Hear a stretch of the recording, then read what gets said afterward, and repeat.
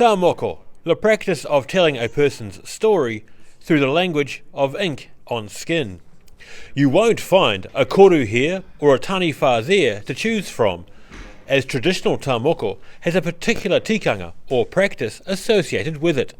Well, I think one of the primary differences with us is that it starts with a consultation process, which can be lengthy sometimes, and it's just a matter of sharing. Like, I'll share my story with you, and you share yours with me, and then, we're off to a good start, sort of thing. Yeah, and it sort of builds the faith, because there's a element of faith in this, like some people don't know what they're getting into, and they don't know what they're getting, and it's forever.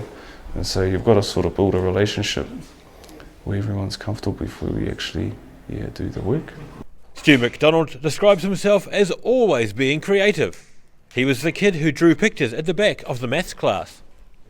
However, he says when he trained 20 years ago, it was more about learning the language and the process than it is these days. Some form of knowledge about, Maori history, myths and legends and stuff like that. And I suppose a lot of my training were done with old people.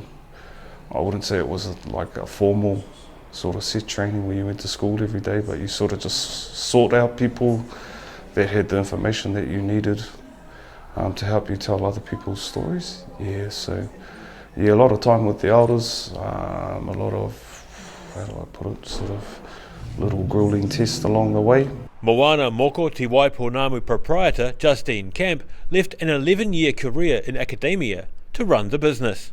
She says there are a couple of locals learning the process from Stu MacDonald, and she knows they'll learn the proper way of doing things from him.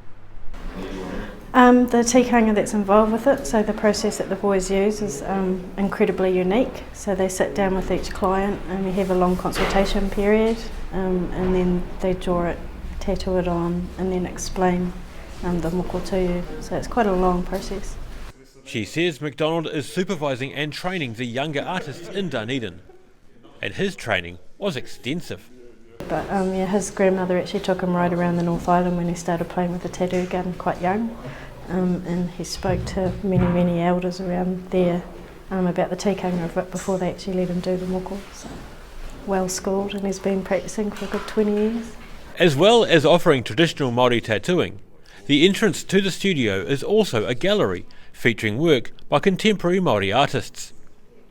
The proprietors have signed a 2-year lease on the premises in Moray Place, and the team at Ta Moko Te Waiponamu believe the time is right for their boutique business. Daryl Baser, The South Today.